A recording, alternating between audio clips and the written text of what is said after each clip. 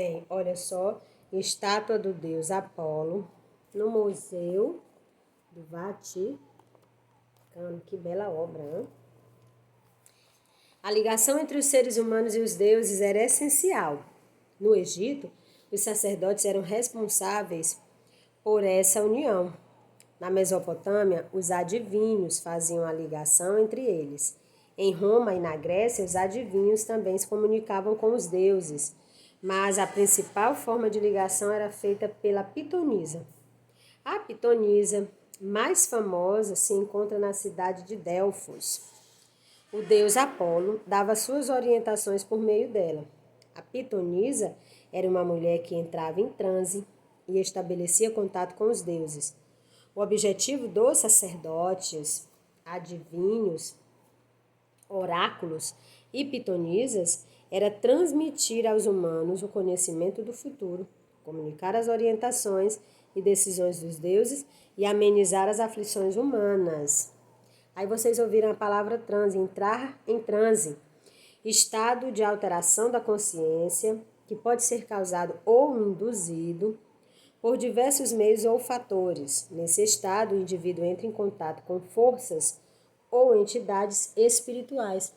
E o termo oráculo, que eu já havia usado antes, diz respeito a divindades que respondem a consultas e orientam o crente. Além disso, pode ser tanto a resposta da consulta quanto o intermediário que a transmitiu. A pitonisa, por exemplo, não é? Então, vocês viram aqui que em cada contexto social, em cada sociedade daquele tempo, havia um representante que estava ali apenas para ser o mediador, ou seja, o intermediário. O homem não poderia ir diretamente aos deuses, de uma certa forma, não é? Mas se ele fosse por intermédio, como no Egito, dos sacerdotes, os sacerdotes faziam essa intermediação, aí ele conseguia, não é? De fato, alcançar aquela resposta que ele realmente e resolver aquele problema que realmente o afligia.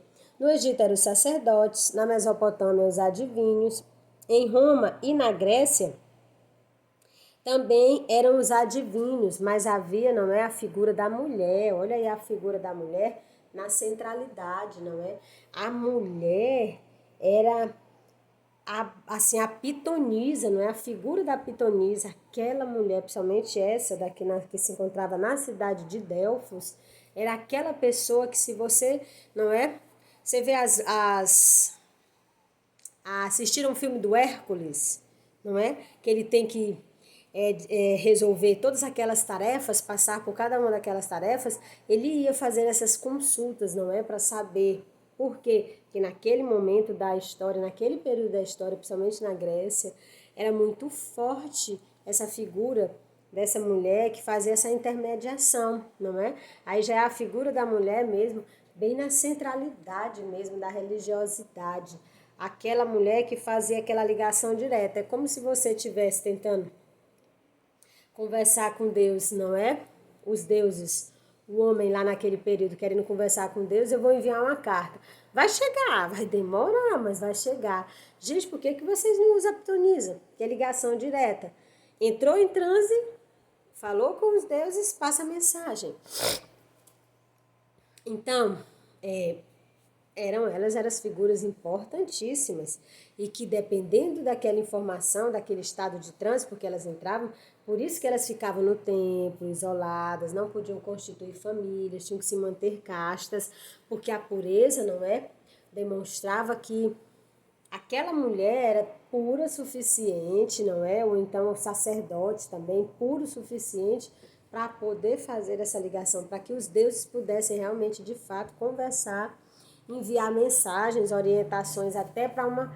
Eles orientavam os reis, os governantes da época, para que eles pudessem orientar toda a sua nação. Por aí vejam, não é? Por este exemplo, percebam o tamanho do poder, da grandeza que eram atribuídas aos deuses e como era uma relação, não é?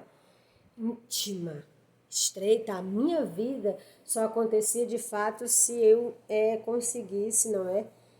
me manter em diálogo constante com esse Deus para que ele decidisse a minha vida. Eu não decidia, eu simplesmente existia. Quem tomava todas as decisões eram os deuses. Eu só ia lá e colocava-as em prática. Próxima página, 64. Os ensinamentos. A religião pagã e a mitologia do mundo antigo buscavam explicar de onde tinha se originado o universo, o mundo, a vida, a natureza e os seres humanos. As divindades controlavam todas as coisas, estabeleciam leis para se viver. A justiça era a lei máxima nesse mundo. Se os seres humanos não a seguissem, seriam castigados.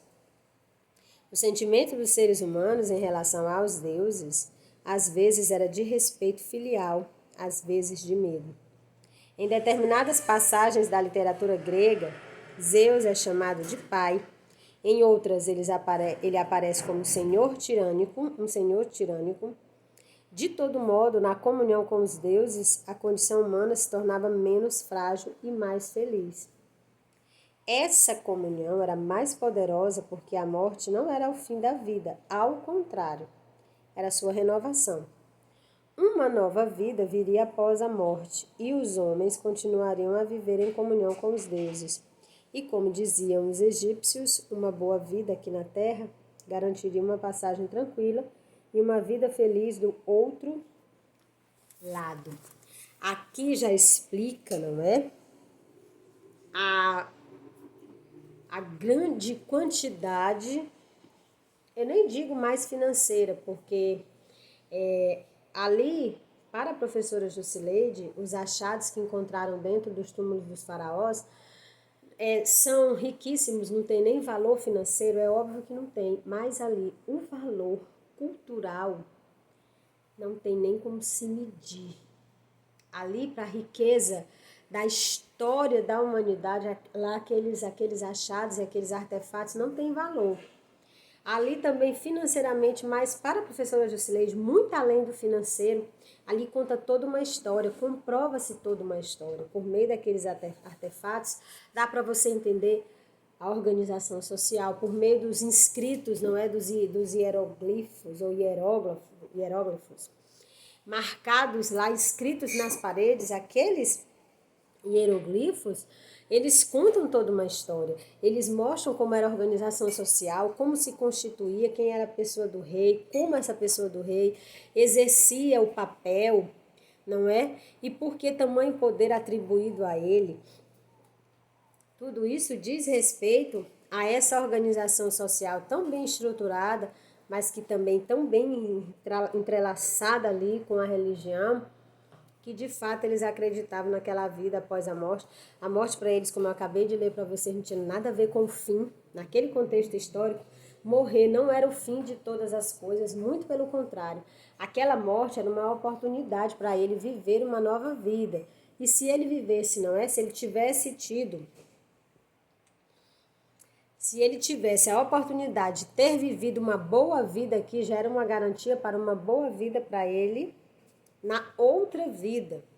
E como eles acreditavam em reencarnação e que as pessoas realmente, depois que morriam, tornavam a viver, eles costumavam guardar. E o ato deles terem guardado tudo aquilo, como os faraós que morreram, não é, que ficaram enterrados, que vocês sabem que as pirâmides nada mais são do que túmulos chiquérrimos. Mas ali é porque quando eles acordassem, voltassem à vida, eles teriam todos os seus bens com ele. E aquele achado para nós é a pura história, é a confirmação, não é? São os historiadores, os pesquisadores que se debruçam em cima das histórias passadas para entender como nós podemos viver hoje. Aquilo é a confirmação máxima, em termos de cultura, de sociedade mesmo. Nossa, não tem valor, não tem valor. Conta toda uma história. Cada um daqueles objetos, artefatos, cada um aquelas figuras desenhadas ali conta uma história ali. Eu, Jusileide, protegeria aquilo dali, porque aquilo é uma maneira de contar para a humanidade daqui a 100 anos como ela se estruturava naquele período. Conta toda uma história, sem dúvida. Evocação dos mortos. Num dos principais livros da literatura grega, a Odisseia, de Homero, que narra a história do herói Ulisses, temos um exemplo de como a relação com a alma dos mortos era considerada natural na Grécia Antiga. Ulisses é rei de Ítaca e, depois de lutar na guerra de Troia, desafia os deuses. Poseidon envia-lhe então um castigo para abater seu orgulho. Para piorar as coisas, o herói, numa disputa, cega o filho de Poseidon. Por esse ato, Ulisses fica perdido no mar, navegando de ilha em ilha na tentativa de voltar para casa, e só consegue retornar à sua terra natal depois de muitos anos. Vocês viram? E enquanto eles se relacionassem, ficassem bem, não é? Com os deuses, tudo ia bem.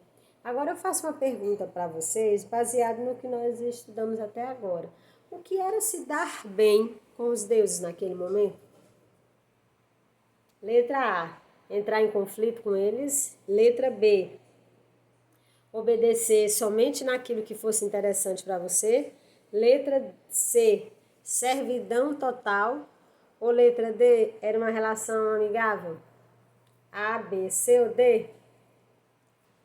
Sem dúvida que é a C, servidão total. E essa relação beneficiava a quem mesmo? Se o povo, que era a grande massa, que estava aqui na base, era um povo servil, obediente, de uma obediência cega, que não contestava nada, que tinha uma vida miserável, mas que era feliz, porque aceitava que a vida que ele tinha era a vontade dos deuses. A quem isso poderia interessar? Vocês já imaginaram? O faraó era só um faraó. O exército do Egito, por mais que fosse um grande exército, mas não iria superar a população imensa. Então, a quem interessava? Aquelas pessoas tão mansas e humildes, que não contestavam, que aceitavam tudo, que sofriam castigos horrendos, mas que aceitavam tudo caladinhos, mansinhos, calminhos, porque era a vontade dos deuses. A quem vocês acham que isso interessava?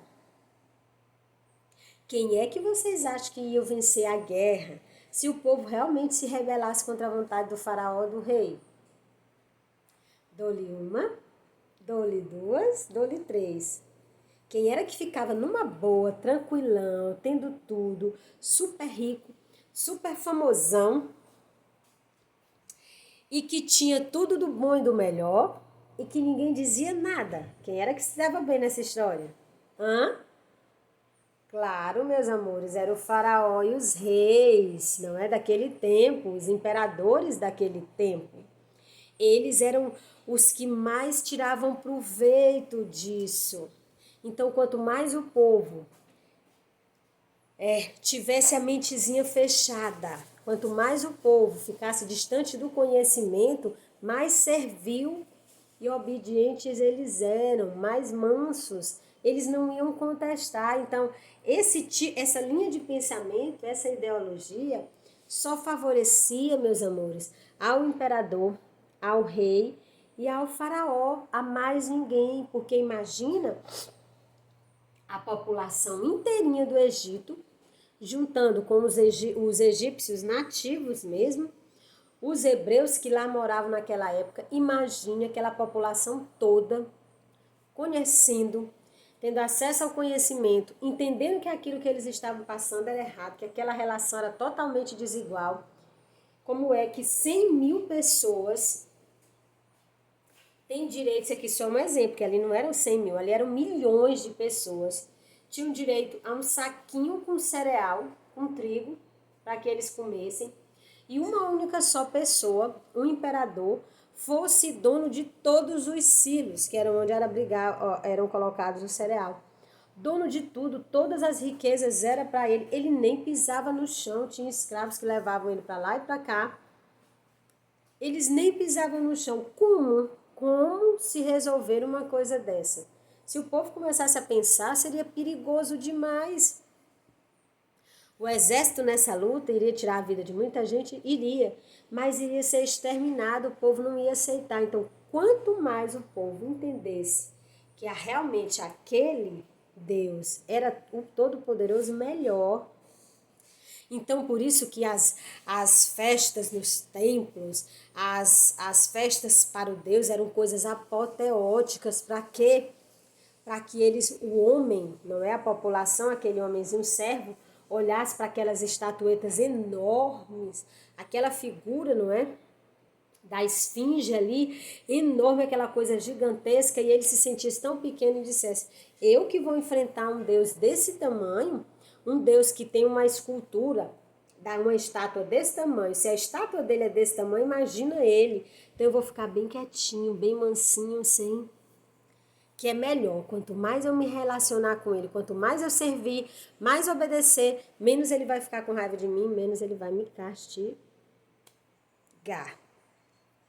A pergunta que eu deixo para vocês hoje, para finalizar a nossa aula, é: eles eram felizes numa relação tão desigual, onde eles só serviam e nada tinham em troca?